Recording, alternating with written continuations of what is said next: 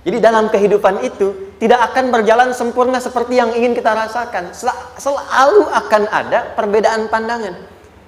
Ya, bahkan dalam kehidupan rumah tangga saja, ya maaf ya, Anda misalnya seorang istri mau ke sini saja mungkin masih bisa beda pandangan, warna apa untuk jilbab yang dipakai. Ya, dengan suami bisa berbeda. Papa, bagus yang mana ya? Hijau atau kuning? Ah, kayaknya yang hijau deh gitu kan. Enggak, kayaknya kuning deh gitu kan. Masih mending ada dua pilihan. Begitu dipakai pink. Bisa berbeda. Anak bisa berbeda. Jadi kesan pertama yang ingin dibangun bahwa dalam kehidupan sudah pasti akan ada keragaman pandangan. Dan yang kedua, yang tidak normal, keragaman pandangan itu boleh jadi melahirkan tindakan-tindakan yang kontraproduktif. Mungkin akan mendapatkan celaan.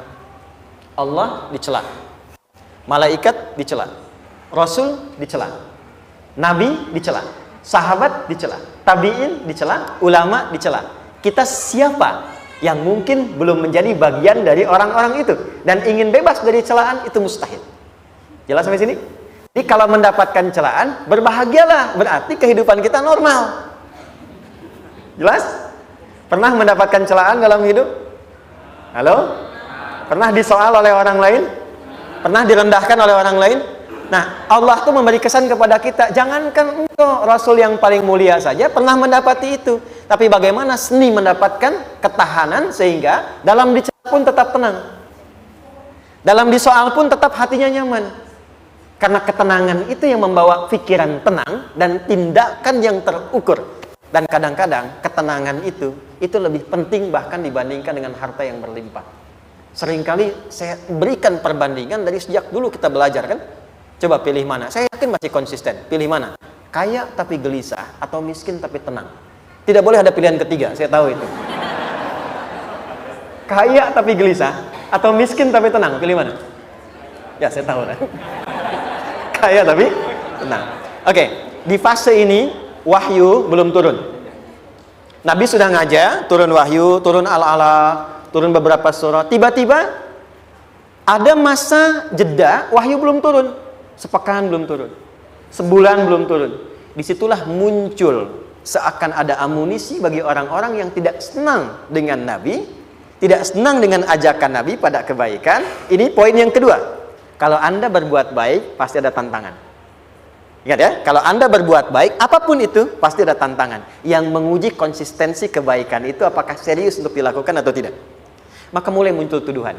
Lihatlah Muhammad dari ditinggalkan sama Tuhannya. Tuh Muhammad udah gila tuh, naik turun bukit, naik turun lagi, kayak orang bengong. Muhammad udah ada beban di pundaknya.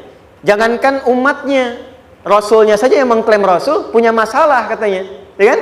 Dan ditinggalkan Tuhannya, kok masih mau ikut Muhammad?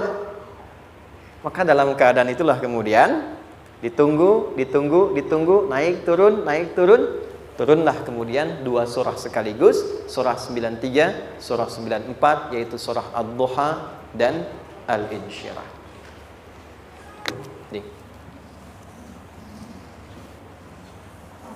Oke.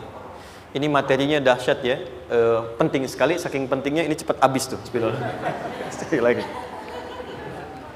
Jazakallah khair. Lebih kelihatan ya. Baik, yuk pelan-pelan. Jadi turunnya surah Ad-Duha dan surah Al-Insyirah, hikmahnya satu atau fungsinya satu, memberikan petunjuk bagaimana mengatasi satu persoalan sesulit apapun, tapi masih dapat menghadapinya dengan keadaan yang tenang. Satu surah ini atau dua surah diturunkan untuk membimbing setiap hamba menuju kepada ketenangan hati. Dua, membangun kekuatan mental sehingga dalam situasi apapun dia tetap kuat mengatasi berbagai persoalan kehidupan. Nanti terapannya banyak, di bisnis ada. Nanti saya turunkan contohnya. Kadang-kadang ikut tender, sudah bagus, sudah menang, tapi proyeknya diambil orang. Ada yang begitu? Nanti ada ayatnya, ada. Nanti kita turunkan. Udah siap-siap, kan? Pengen melamar, ternyata keduluan orang, gitu kan? Udah siap-siap, pengen dapat ini, mau lulus, ternyata nilainya nggak seperti yang diharapkan. Muncul, ada, selalu ada demikian. Nanti kompleksitasnya banyak. Tapi dua surah ini kalau kita bisa kuasai artinya dengan baik, pahami dengan benar, maka akan ada sesuatu yang beda yang terasa dalam jiwa kita dan kesiapan mengatasi setiap persoalan dalam kehidupan. Yuk kita baca dulu ya supaya dapat keberkahannya dari dua surah ini. Saya bacakan, Anda ikuti ya. A'udzu billahi minasy syaithanir rajim.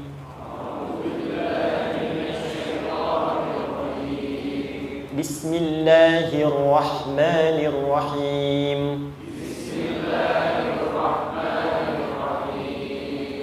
Wadduha والليل إذا سجى ما ودعك ربك وما قلى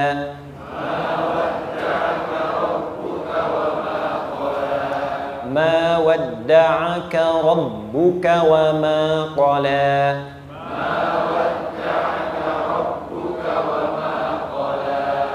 وللآخرة خير لك من الأولى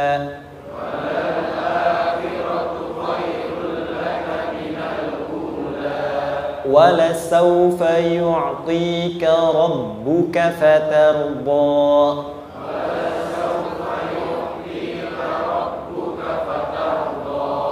ألم يجدك يتيما فآوى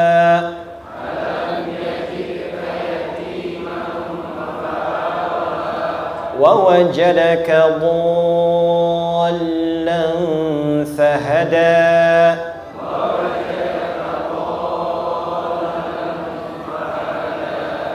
ووجدك عائلا فأغنى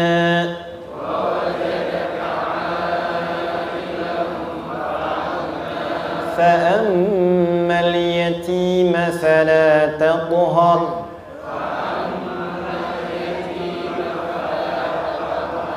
وأما السائل فلا تنهر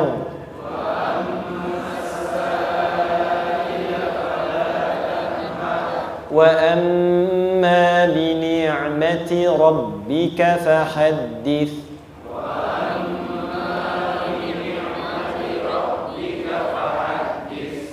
Satu surah dulu, alhamdulillah. Izin saya bacakan tadi untuk diikuti supaya setidaknya kalau kita pulang dan ditanya bagaimana hidupmu engkau jalani, seperti apa engkau berinteraksi dengan Quran yang telah aku turunkan, maka kita pernah menjawab, ya Allah kami pernah bacakan itu. Jangan pernah kita berkehidupan sampai wafat dan tidak pernah berinteraksi dengan Quran walaupun sekedar membacanya. Wadduha, aku bersumpah, setiap huruf waw yang berada di awal kalimat di satu surah itu makna utamanya berarti sumpah. Ya, qasam, sumpah. Seringkali diartikan demi, ya. Wal asri, demi masa. Wal fajri, demi waktu fajar. Wal laili, demi malam. Intinya sumpah.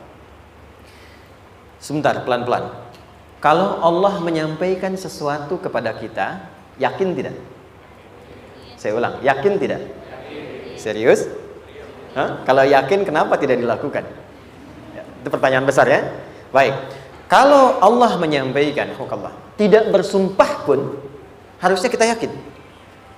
Tapi kalau Allah bersumpah dalam kaidah ilmu tafsir, berarti ada sesuatu yang sangat penting, yang saking pentingnya akan sangat dibutuhkan oleh setiap hamba, sehingga diminta setiap hamba itu fokus menyimak apa yang mau disampaikan. Bahkan saking pentingnya menyimak itu, Allah bersumpah. Jelas? Kalau teman-teman menemukan di Quran ada ayat dibuka dengan sumpah, berarti ada kasih Allah yang tinggi yang akan disampaikan di ayat itu sampai meminta kita fokus untuk menyimaknya.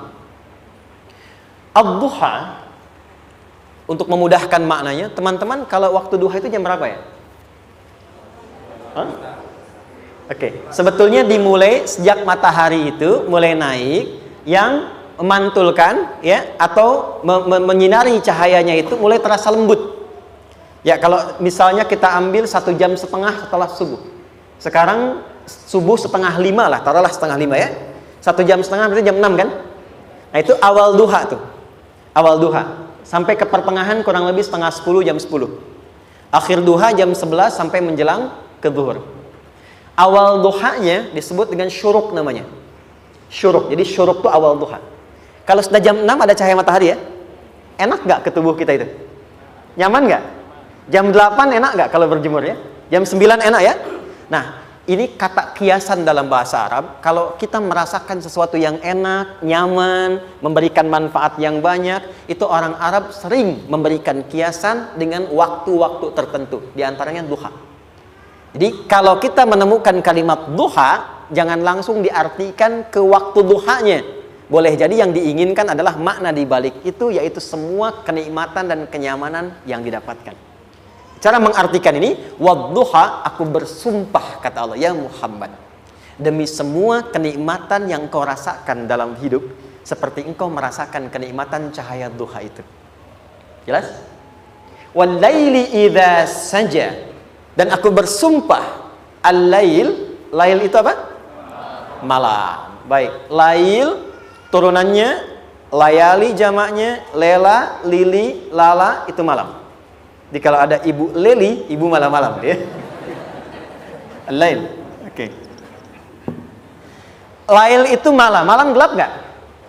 Gelap. Tapi kalau gelapnya gulita, tidak ada cahayanya, gelap betul gitu. Gelap ya. Misalnya sedang kita dapati misalnya satu momentum padam lampu, padam semua, dan pas gerhana misalnya gelap sekali. Nah, itu bahasa Arabnya disebut dengan saja namanya. Ya, saja. Wal laili idza saja. Dan malam apabila telah gulita. Zaman Nabi kan gak ada lampu ya, belum ada PLN ya, dan seterusnya. Jadi gelapnya betul-betul gelap. Saya mau tanya sebentar, biasanya kalau situasi gelap itu mudah nggak menemukan benda tertentu? Melangkah mudah atau sulit? Tidak mudah untuk dilakukan kan? Dalam bahasa Arab, kalau kita ingin mengungkapkan satu kegamangan yang luar biasa, sampai kita merasakan gelap dan sulit melangkah, bukan hanya karena nggak ada cahaya, mungkin karena ada pekerjaan tertentu yang menyulitkan, masalah tertentu yang menyulitkan, sehingga merasa seakan-akan kita tuh gelap. Makan nggak enak, melangkah susah. Pernah nggak merasakan situasi yang saking beratnya satu beban itu seakan-akan makan nggak mau, melangkahnya berat, ada vertigo, kadang-kadang pusing. Pernah merasakan itu? Itu bahasa Arabnya, wal-laili idza saja. Perhatikan kalimatnya, ya Muhammad sallallahu alaihi wasallam, aku bersumpah demi semua kebahagiaan dan kenikmatan yang engkau pernah raih, seperti merasakan kenikmatan cahaya duha. Dan mungkin persoalan hidup yang pelik yang membuat engkau merasakan kesulitan, seakan-akan merasa di suasana gelap yang gulita. Ma wadda'aka rabbuka wa ma qala. Tanamkan dalam jiwamu yang paling dalam, aku tidak akan pernah meninggalkanmu. Ada suami pulang dari pekerjaan, mendapati istri sedang termenung dan mengalir air matanya. Tiba-tiba suaminya datang mengatakan, hangat sekali pada istrinya, di sampingnya membelainya dan mengatakan, "Ma, demi semua suka yang pernah kita lalui bersama, dan demi duka yang mengalirkan air matamu saat ini pun, tanamkan dalam hatimu yang paling dalam, Papa akan selalu bersama Mama dalam setiap situasi itu."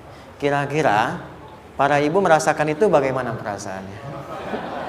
Masa sih? Tapi itu menarik loh. Menarik ya. Jadi kalau teman-teman ngaji surat Yusuf, di surat Yusuf itu laki-laki diilustrasikan dengan matahari, perempuan diilustrasikan dengan rembulan. Ya. Inni ra'aitu ahada asyara kaukaba wasyamsa wal qamara ra'aituhum li sajidin. Ayah, aku melihat bulan dan matahari serta 11 gemintang sujud hormat kepadaku. Jadi matahari diartikan itu sebagai laki-laki, suami, ayah. Kenapa disebut matahari? Diilustrasikannya, matahari itu kan menyengat dengan kuat. Kalau kita menjemur, mengeringkan pakaian, melindungi. Tipikal suami itu melindungi. Ada yang ganggu istri, sengat dengan kuat. Ada air mata yang mengalir, hei, keringkan itu sehingga tidak larut air mata mengalir di pipinya. Itu matahari. Sebaliknya rembulan. Rembulan itu kan enak dipandang, bukan bulannya ya, bukan bulannya. Kalau bulannya kan desainnya nggak sempurna, baik terlihat. Tapi cahaya rembulannya. tampil dengan indah, tampil dengan baik, enak dipandang, menenangkan, dan tidak tertukar. Jangan sampai ada istri jadi matahari, suami jadi rembulan. Jelas ya? Dengan kekuatan bulan aku menghukummu, ya kan? Itu salah. Oke. Tahan sampai sini, tahan. Lihat baik-baik. Saya berhenti sampai sini dulu. Kalau di Quran ada ayat menyebutkan, tidak spesifik orang yang disebutkan dan kapan kejadiannya, maka peristiwa itu akan terjadi dan dialami oleh kemungkinan generasi berbeda di setiap masa dengan tokoh berbeda tapi perasaan yang serupa. Sebaliknya, kalau disebutkan namanya, jelas identitasnya, kapan kejadiannya, maka peristiwa itu hanya akan menimpa orang tersebut dan tidak akan dialami lagi orang lain setelahnya. Saya tanya dulu yang akhwat, yang perempuan, kenal Maryam? Kenal, bagus.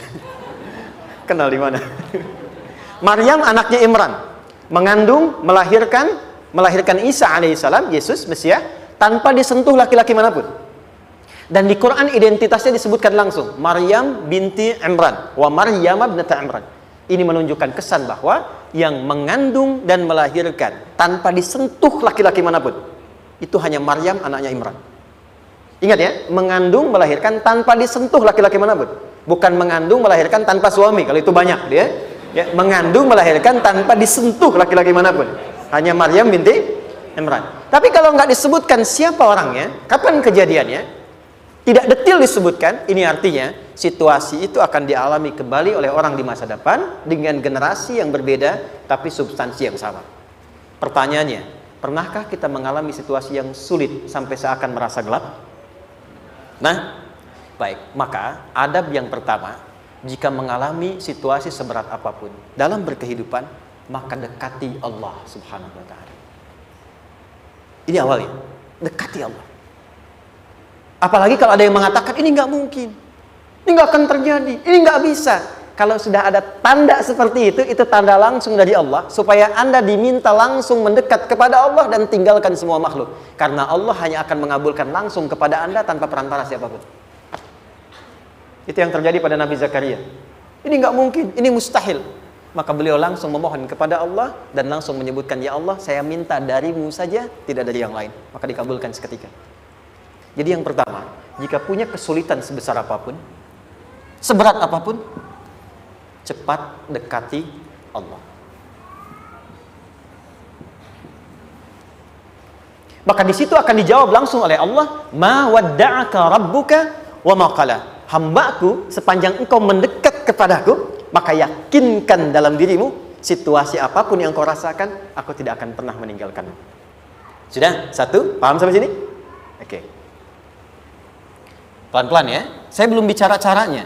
Saya baru bicara di awal motivasinya. Dekati Allah dulu, nanti caranya didetilkan di surah Al-Insyirah. Teruskan. Ma wadda'aka rabbuka wa ma qala. Walal akhiratu khairul laka minal. Perhatikan. Hei, seberat-berat bebanmu saat ini, ingat, satu saat akan tuntas. Dan ini pun ujian. Kalau sudah meninggal, gak ada ujian lagi. Dan nanti kehidupan yang sekarang, apapun yang kau pertentangkan, perdebatkan, perselisihkan, itu semua akan ditinggalkan. Jadi ternyata Allah mengungkap hakikat kehidupan dunia. Apapun yang diperselisihkan, tuh unik ya. Orang berselisih pada yang akan ditinggalkan. Aneh nggak? Ada orang berebut makanan, kan?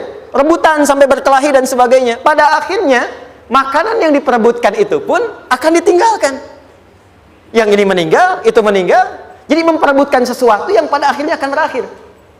Kata Allah, Allah sampaikan, jika Anda mengalami situasi, sesuatu yang mungkin membuat berat, tanamkan pada jiwa kita, hei, yang aku kejar-kejar ini, boleh jadi aku akan tinggalkan juga. Kenapa aku harus menangisi dan larut pada sesuatu yang tidak abadi? Maka Allah hibur kita dengan mengatakan, kamu tenangkan diri dulu. Semua yang kamu pikirkan sampai membuat kamu berat begini, pada akhirnya kamu tinggalkan. Dan yang abadi itu akhirat. Walal akhiratu khairul laka minal. Dua, pelan-pelan sikapi setiap masalah dengan proporsional. Jangan terlalu larut dalam sesuatu. Dapat job satu, pengen, udah siap, kontraknya besar, tiba-tiba hilang. Dipikirin, Anda mikirkan itu pun nggak akan balik. Proporsional aja dulu. Ya, nanti caranya akan turun nanti di alin syirah. Tenangkan diri dulu. Prasangka baik kepada Allah Subhanahu wa taala. Boleh jadi apa yang Allah ingin berikan sebagai pendahuluan sekarang belum sampai kepada kita karena Allah menyiapkan yang lebih baik di balik itu. Kita belum tahu ada apa di balik itu sehingga kita tidak dapatkan itu. Sehingga kemudian Allah katakan walal akhiratu khairul laka minal ula. Teruskan wala saufa yu'tika rabbuka. Pelan-pelan. Orang yang punya sikap seperti ini itu cenderung lebih dekat mendapatkan ridha Allah dibandingkan dengan orang-orang yang larut dalam kesulitan. Orang yang move on dengan setiap persoalan dalam kehidupan, cepat berpikir secara proporsional, tidak menggantungkan hidupnya pada persoalan tertentu sehingga membuat dia menjadi beban, itu lebih mendekatkan dirinya kepada ridha Allah dibandingkan dengan orang yang meratapi persoalan hidupnya. Ya. Pelan-pelan. Jadi spiritnya, kalau punya masalah apapun, jangan dilarutin terus. Gak usah diratapi, cepat move on. Berpikir lagi, rencanakan lagi. Nanti, detailnya ada di alin syirah. Tapi poin besarnya, janji Allah mengatakan, kalau Anda bisa move on, proporsional, maka yang dijanjikan oleh Allah, di situ Allah percepat datangnya ridha Allah Subhanahu wa ta'ala. Kalau ridha Allah sudah datang, maka akan dua yang diberikan. Pertama kali, ketenangan di dalam jiwa, dan yang kedua, kemampuan untuk berikhtiar lebih baik mencapai apa yang diinginkan. Satu, kalau ridha Allah sudah diberikan pada seorang hamba, yang pertama diberikan ketenangan dalam jiwa. Bukan dunianya dulu. Bukan apa yang Anda ingin harapkan dulu. Pengen sesuatu, ya, pengen materi, pengen kedudukan, pengen lulus anaknya ujian, ya kan? Tiba-tiba terjadi sesuatu, diratapin, alih-alih meratap, alih-alih membuat status, alih-alih menyulitkan diri, kata Allah, terima dulu proporsional.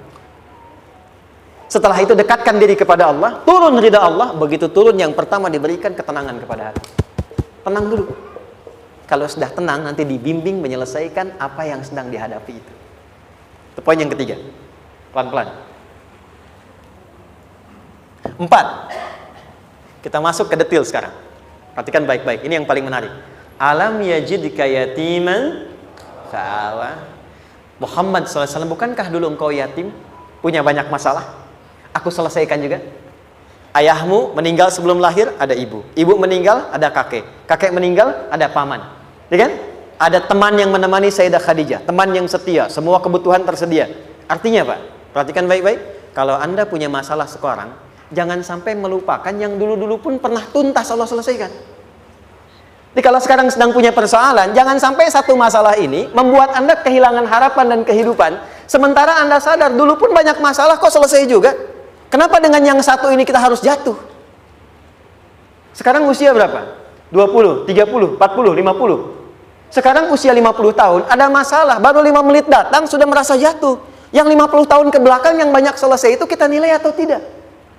Maka kata Allah, seperti yang dulu pernah aku selesaikan ribuan masalah itu, yang sekarang pun mudah aku tuntaskan. Jelas? Nah, secara psikologi, orang-orang yang selalu bertindak seperti itu akan selalu punya harapan lebih tinggi untuk menyelesaikan persoalannya. Jadi kalau sedang punya masalah, pikirkan yang dulu juga selesai, masa yang sekarang nggak selesai. Itu prinsipnya. Secara psikologis demikian. Jelas ya? Oke.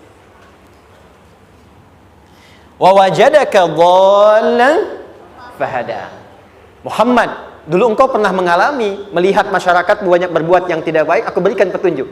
Kuncinya fahada di situ. Orang yang punya motivasi kuat dan keyakinan untuk bisa menyelesaikan persoalannya, maka dia akan lebih cepat mendapatkan petunjuk Allah untuk mendapatkan solusi terbaik. Ada sini. Saya agak cepat ya, mohon izin. Wa wajadaka 'ailan fa'aghna. Bahkan, maaf, bukan sekedar selesai, kalau perlu saya bikin kaya, kata Allah. Aghna itu kalau ilmunya luas. Kalau harta, hartanya banyak. Kalau kedudukan, kedudukannya tinggi. Hei, engkau yang sedang mengejar kedudukan, aku tahan sebentar karena ada yang gak bagus untukmu di sini. Tapi kalau kamu terima, aku angkat itu lebih daripada apa yang kamu harapkan. Kamu pengennya bintang 2, aku naikkan sampai bintang 4. Kalau perlu 5 sekalian. Hei, kamu yang in kampus di sini, aku tahan, bahasa kamu nggak lulus, kamu nangis, kamu mengadu, kamu datang pada orang tuamu. Orang tua mulai protes, mulai curhat macam-macam. Terima dulu. Mungkin di sini ada yang tidak baik seperti doa ibumu yang sering memohon, ya Allah, jangan sampai anakku berbuat yang salah, jangan sampai terjebak narkoba, jangan sampai terbawa tawuran. Di sini ada yang kurang tepat untukmu. Kalau kamu ridha, kamu terima, kamu proporsional, bahkan aku pindahkan ke kampus yang lebih baik yang tidak kamu bayangkan sebelumnya. Di orang-orang yang selalu menerima apa yang Allah ujikan dan ridha dengan itu, maka Allah akan angkat derajatnya bahkan melebihi ekspektasi dirinya. Paham? Kalau sudah seperti itu, maka lihat ujung ayatnya. Lihat ujung ayatnya. Fa'ammal yatima fala taqhar. Hei, maka jangan pelit berbagi kepada orang lain. Share. Kalau sudah sukses, share.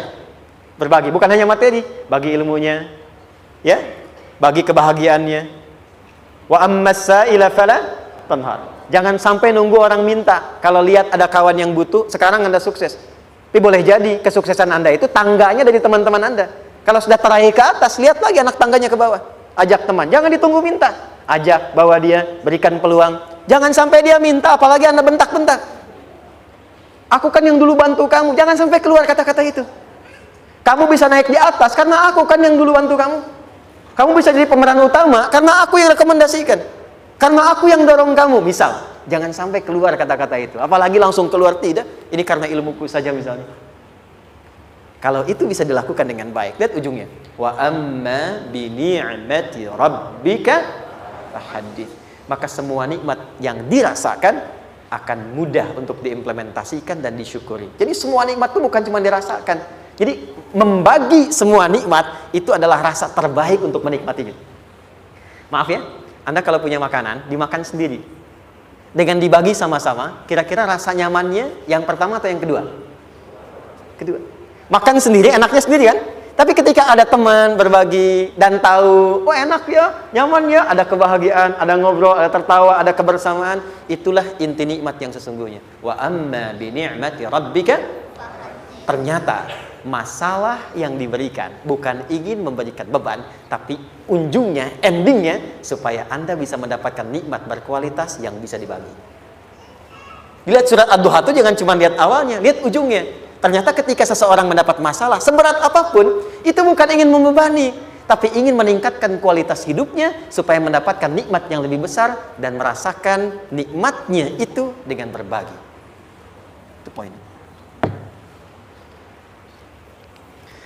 Jadi kalau sampai sini kita paham dan kita beri nama misalnya dengan fikih ujian, jadi kalau desain ujian ini sistematikanya kita pahami, maka tidak ada alasan untuk mengeluhkan persoalan. Jadi melihat masalah itu bukan sebagai beban, pada akhirnya melihatnya sebagai tangga untuk mencapai kebahagiaan. Jelas sampai sini? Baik, kalau sudah seperti ini ingin punya masalah atau tidak ingin punya masalah? Tidak. Ingat ya, jadi kalau anak pulang bawa masalah, dilihatnya jangan beban. Oh, Allah ingin menaikkan kualitas pada anak saya, yang dengan itu menjadikan ia mendapatkan nikmat yang belum pernah didapati. Kalau rumah tangga sedang ada masalah, jangan banyak diperseterukan, tapi direnungkan sejenak. Oh, Allah ingin meningkatkan kualitas rumah tangga ini, sehingga kita bisa mendapatkan nikmat yang tidak pernah didapati sebelumnya. Makanya nikmat berumah tangga itu yang terbesar, selalu bertambah ketika menyelesaikan masalah. Silahkan cek. Kalau sedang ada masalah berseteru kan? Tapi setelah selesai kan jadi lebih nikmat ya? Ya? Lebih senang lagi, lebih cair lagi, lebih bahagia lagi, lebih mendukung lagi. Ternyata ada nilai-nilai kebaikan yang tersimpan yang belum disadari sepenuhnya. Pertanyaannya, kadang-kadang mudah diucapkan tapi tidak mudah mempraktekkan. Bagaimana itu semua bisa ditempuh dengan baik sehingga ketika mengalaminya kita bisa tenang menghadapinya. Maka turunlah surah Al-Insyirah. Saya cepat.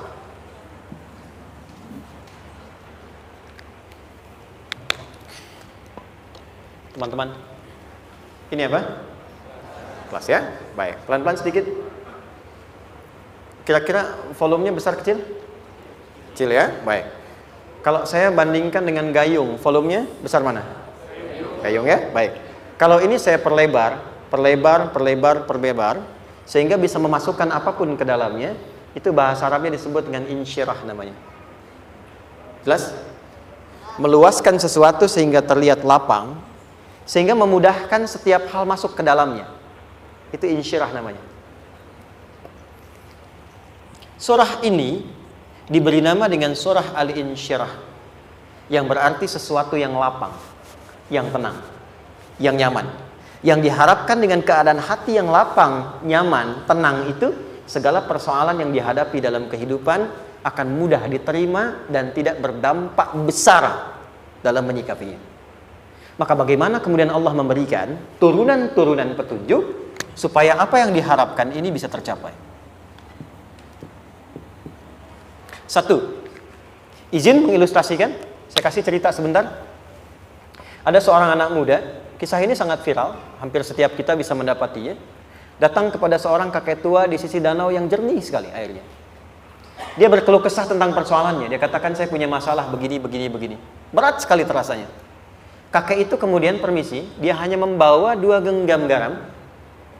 Kemudian beliau bawa 1 gelas, ilustrasinya seperti ini. Dimasukkanlah kemudian garam itu ke gelas itu. Lalu diambil 1 gelas air yang jernih tadi dengan garam segenggam. Kata beliau, minum. Pemuda itu mengatakan, wah asin, minum aja dulu. Lalu ketika diminum, langsung ditumpahkan. Dia muntahkan asin katanya. Lalu setelah itu kakek yang tadi melepaskan segenggam sisanya, dilempar ke danau tadi yang luas. Lalu diambil lagi dengan gelas yang sama. Sekarang minum.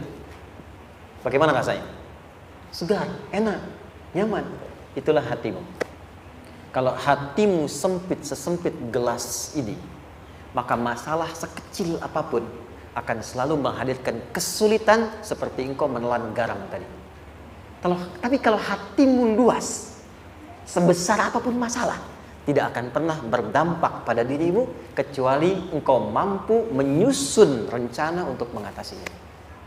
Kelapangan hati yang membuat diri kita mampu menerima persoalan apapun, itu yang disebut dengan insyirah. Makanya dulu tahun 90-an ada sinetron Hati Seluas Samudra gitu ya. Saya pernah tahu itu. Sama anaknya diapa-apain juga, masih aja ya menerima gitu. Dulu siapa ya? Jeremy Thomas dan lain-lain ya. Saya kira ada itu. Ya, saya kira itu ya. Saya pernah lihat sejenak ya. Saya jarang-jarang nonton gitu. Pernah lihat aja. Saya senang riset. Jadi kalau riset itu ada riset dakwah, ada riset materi. Saya teman-teman yang musik gitu ya, saya tidak terlalu dekat dengan musik karena saya di Quran gitu. Tapi untuk mengetahui hukum musik itu bagaimana, saya riset. Sampai ke notasi saya tahu. C D F G A B C D F G D F G A B C D A B C D F G A F G A B C D E B C D E F G A B C D A B gitu kan ya? Ya, tapi kalau diminta piano, gitar, ini saya nggak bisa. Ya, tapi untuk menentukan hukum, nah kita bisa paham gitu. Misalnya boleh nggak baca Quran pakai langgam Jawa gitu kan? Nah hukumnya apa? Nanti dari teori itu muncul. Ya, paham ya? Nah, oke, balik sini. Perhatikan baik-baik. 1, saya agak cepat. Ini ditafsir langsung turun Al-Insyirah. Yang pertama, alam nashrah laka sadrak wa wada'na anka wizrak allazi qadha dhahrak. Tahan sampai sini dulu, 3 ayat. Saya mulai dari ayat kedua dan ketiga. Perhatikan baik-baik. Wa wada'na anka wizrak allazi anqadha dhahrak. Artinya apa? Artinya satu beban yang diletakkan di pundak yang berpengaruh kepada semua bagian tubuh. Kita pernah melakukan atau melihat yang angkat beban ya? Beban kan semakin berat diangkat, semakin terasa ke bagian-bagian tubuh ya, ke semuanya. Nah, itu namanya wizrak alladzi anqadha dhahrak. Beban yang dipikul yang berat sekali sampai semua merasa. Makanya jadi satu ungkapan dengan mengatakan dia sedang memikul beban yang sangat berat. Sampai kepalanya pusing, tidur nggak nyaman, miring kanan, miring kiri. Itu namanya ya alladzi anqadha dhahrak. 1. Saya percepat, akan ada satu masa dalam hidup setiap hamba merasakan satu persoalan yang seakan-akan beban berat yang dipikul sampai merasa kesulitan dari ujung kepala sampai ujung kaki. Siapapun itu. Jujur ya, setiap kita tanyakan pada diri sendiri. Setiap kita yang ada di sini, saya yakin pasti pernah atau bahkan akan mengalami satu peristiwa yang merasakan beban berat sampai seakan-akan ujung kepala sampai ujung kaki merasakan sakitnya. Ada yang sudah mengalami atau bahkan nanti akan ada yang melalui. Perhatikan baik-baik. Teruskan ayatnya. Wa rafa'na laka. Perhatikan.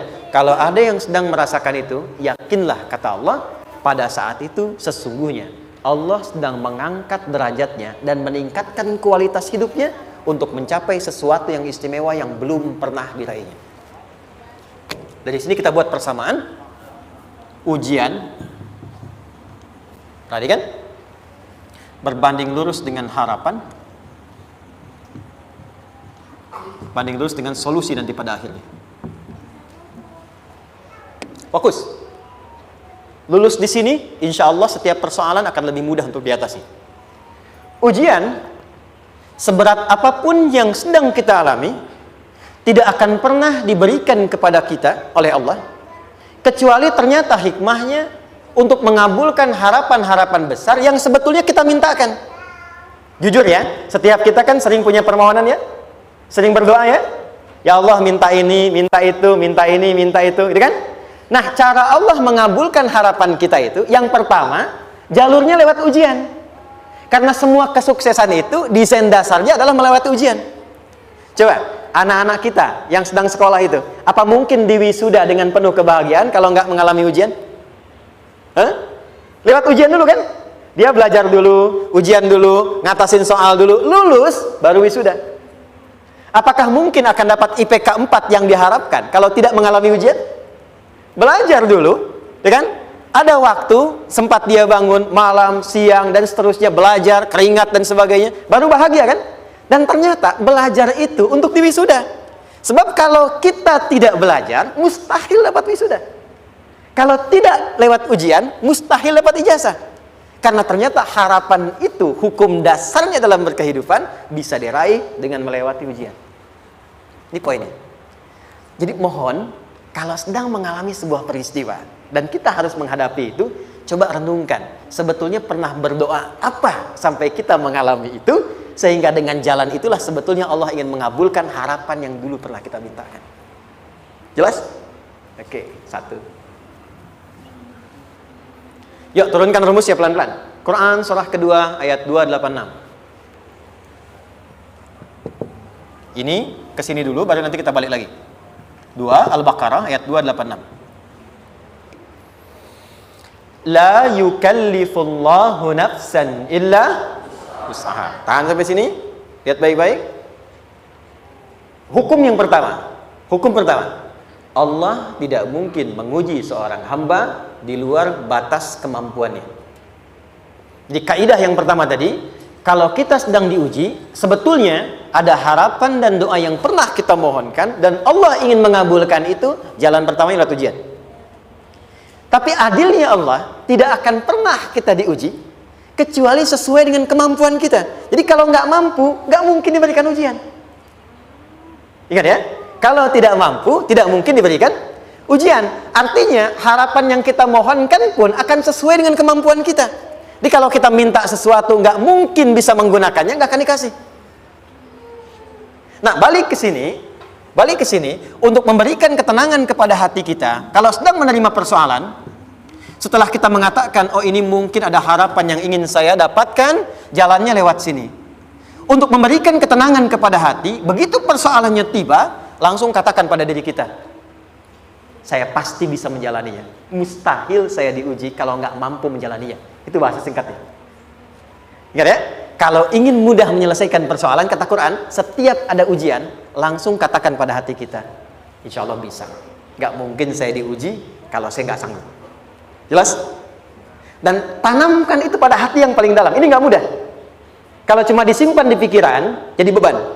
Tapi kalau Anda tanamkan dalam hati, seberat apapun masalahnya, pasti saya sanggup, pasti saya bisa.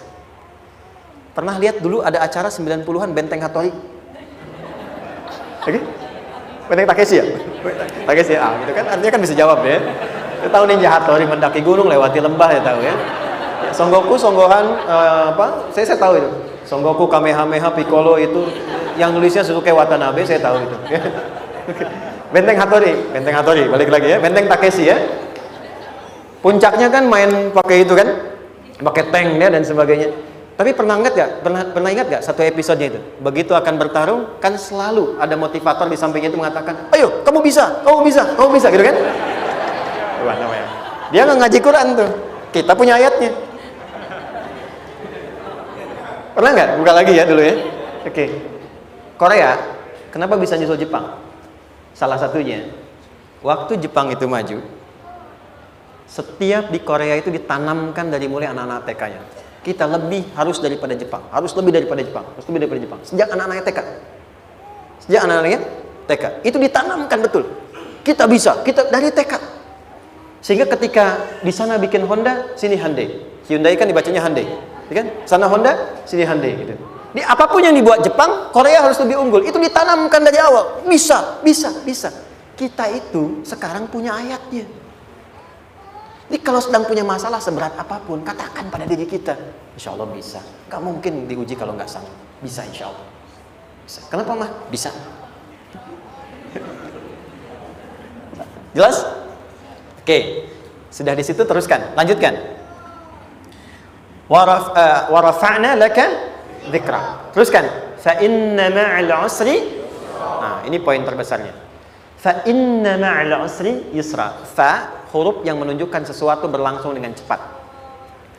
Inna di ilmu nahwunya berbunyi begini, di gramatikal bahasa Arab. Harfun nasbin wa taukidin. Tansibul isma wa tarfa'ul khabara. Mabniyun 'alal fathi la mahalla lahu min al-i'rabi. Paham? Tidak. Inna huruf yang digunakan untuk menguatkan informasi agar ditancapkan ke dalam hati sekuat-kuatnya dan jangan pernah ragu. Jadi kalau orang Arab itu nancapkan tongkat begini dan kuat, tidak goyah, itu nasab namanya. Nasabar rajula asahu fil ardi. Inna ini harfun nasab. Jadi kalau ada di Quran dibuka informasinya dengan inna, maksudnya begini, hei, tancapkan informasi dalam hatimu dengan kuat, jangan pernah ragu. Yakinkan pada dirimu. Apa yang harus diyakinkan? Ma'al usri yusra. Inna ma'al usri yusra. Usrun sama dengan yusrun. Lari ke sini. Oke. Apa artinya usrun? Sulit. Oke. Sulit itu ada dua. Ada sa'bun, ada usrun. Kalau kesulitan yang relatif, kata si A sulit, si B mudah, itu sa'bun namanya. Contoh, kata si fulan, bahasa Jepang susah. Padahal kata yang lain tidak. Saya ke Jepang, anak-anak kecil begini bisa bahasa Jepang, gitu kan? Bagi mereka mudah, gitu ya. Saking mudahnya gitu. Kata shiwa, gitu. Anak-anak kecil, bagi mereka mudah, bagi kita belum tentu. Itu sa'bun. Inna lughatal yabaniyah sa'bah. Relatif. Tapi kalau kesulitan yang sifatnya mutlak, semua orang mengatakan sulit. Maaf, bawa mobil, sulit atau mudah? Bukan mengendarai ya, bawa mobil, bawa. Sulit ya? Sulit ya? Baik, sepakat sulit semuanya. Nah, itu dalam bahasa Arab dikenal dengan usrun. Kesulitan yang semua sepakat bahwa itu susah. Sulit, semua sepakat. Dan ketika ada orang bicara, aku sedang punya masalah begini. Semua mengatakan, wah itu nggak mudah, itu nggak mudah. Itu usrun namanya. Lawannya, kemudahan yang relatif disebut sahlun. Tapi kemudahan yang semua sepakat bahwa itu mudah, itu yusrun namanya. Mengangkat spidol, semua mengatakan mudah, ringan. Itu yusrun namanya. Perhatikan, Allah tidak memasangkan sa'bun dengan sahlun, tapi memasangkan usrun dengan yusrun. Orang-orang yang punya keyakinan kuat, setiap persoalan itu akan selesai. Dan dia mengatakan pada dirinya, aku bisa melewatinya. Maka, perhatikan kalimatnya kata Quran. Inna ma'al usri yusran. Sesulit apapun masalah yang sedang dia alami, maka Allah akan datangkan solusi semudah-mudahnya yang bisa dia nikmati. Dengan kata lain, kalau kita bawa ke bahasa psikologi, kalau sedang menghadapi persoalan seberat apapun, selain kita mengatakan, ini pasti bisa saya lalui, saya insya Allah sanggup mengatasinya, katakan pada diri kita, ini pasti selesai. Pasti ada solusinya, pasti mudah. Katakan, walaupun memang solusinya belum datang, tapi tenangkan pada diri kita dengan mengatakan, inna ma'al usri yusra. Bahasa psikologinya, katakan pada diri kita, ini pasti selesai. Nggak mungkin nggak selesai, pasti ada solusinya, pasti mudah. Itu lebih memberikan harapan pada diri kita untuk menuntaskan persoalan dibandingkan dengan meratapinya. Jelas? Teruskan. Fa inna ma'al usri. Kalau masih ragu kata Allah, katakan lagi sekali lagi. Sampai hati kita merasa nyaman. Jadi kalau sedang punya persoalan seberat apapun, tanamkan pada diri kita, pasti selesai. Belum nampak, insya Allah pasti selesai. Gak mungkin diuji kalau nggak ada solusi. Itu lebih memberikan harapan. Setelah itu, fa'idha faraghta, mitigasi masalahnya, mitigasi persoalannya. Tuliskan, ini masalahnya apa? Rumah tangga. Apa saja misalnya, dia ada suami, ada istri, ada anak-anak. Masalah ada di mana? Kadang-kadang benangnya jadi kusut karena satu-satu nggak segera diselesaikan. Maka kata Al-Quran, fa'idha faraghta, satu-satu mitigasi dulu. Satu masalah di sini, lihat di suami, lihat di istri. Kalau pekerjaan, masalahnya apa? Sebelum bercabang kemana-mana, petakan. Apakah rekanannya? Apakah relasinya? Apakah kemampuannya? Apakah manajerialnya? Apakah marketingnya? Mitigasi, kotaki semua, selesaikan satu-satu. Setelah itu, apa yang dilakukan? Wa ila rabbika, tawakal sepenuhnya kepada Allah untuk menentukan hasilnya. Tawakal itu yang paling mahal.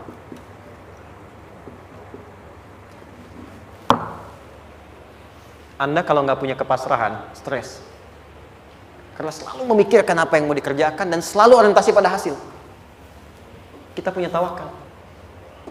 Kalau kita mampu menyerahkan sesuatu, gini, di sini ada orang yang paling jago misalnya main basket. Ada pertandingan basket. Begitu dibuka, udah tim musyawarah serahkan aja pada si fulan. Kan? Dia yang paling jago, dia. Bukankah dengan menyerahkan itu bukan hanya kita berikan sebuah tugas, ya kan? Tapi dengan itu ada kelapangan tersendiri kan? Yakinlah sukses, ini paling hebat. Pernah ada perasaan begitu? Sekarang, siapa yang paling mampu menguasai? Siapa yang paling hebat menyelesaikan segala hal? Siapa yang punya segalanya? Bukankah Allah? Orang-orang yang punya tingkat tawakal yang tinggi, maka satu, dia akan lebih stabil keadaan mentalnya dan tidak akan pernah gelisah dengan kekecewaan. Gak ada kecewa. Karena tawakal itu kalau sudah kepasrahan pasti menerima hasil. Kalau sudah tawakal, terserah Allah tetapkan apa saja. Mau dapat sekarang, dapat besok, dapat nanti. Puncak yang paling tinggi, tugasmu hanya berikhtiar semampu yang bisa dilakukan. Selanjutnya, biarkan Allah menetapkan apa yang menjadi bagian dari maslahat kehidupan kita. Saya tutup. Cara Allah menjawab harapan kita ada 3. 1. Memberi langsung apa yang kita mintakan.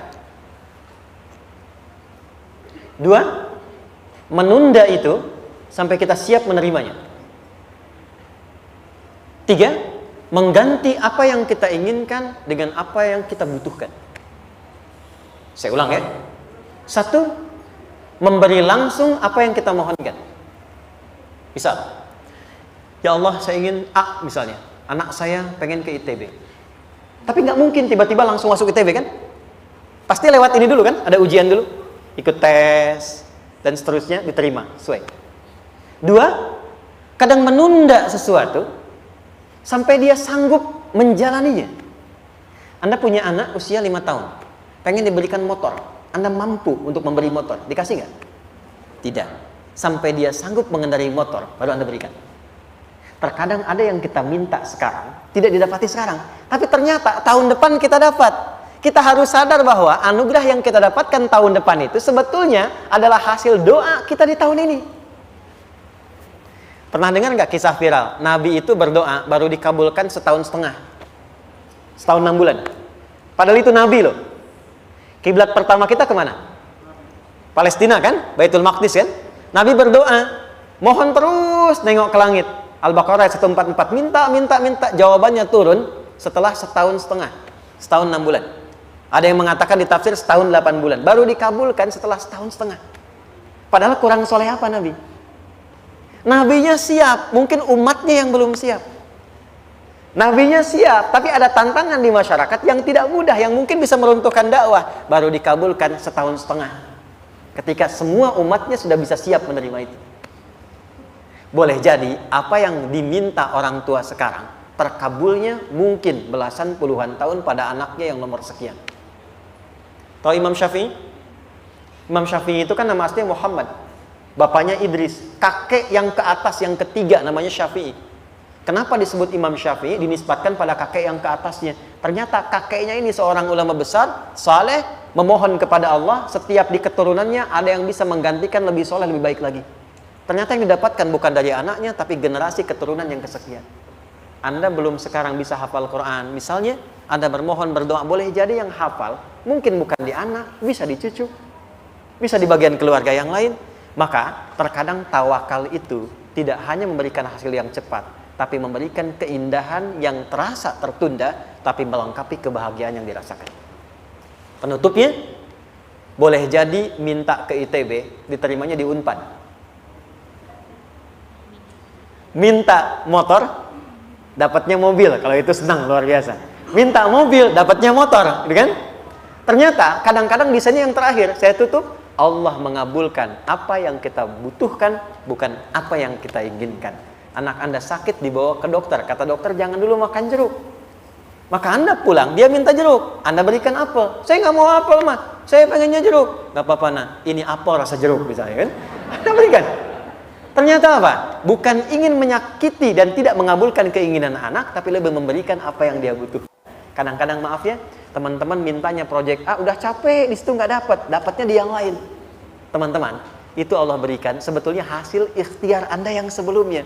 Cuma dikasih yang lebih baik, yang tidak Anda pernah bayangkan maslahat.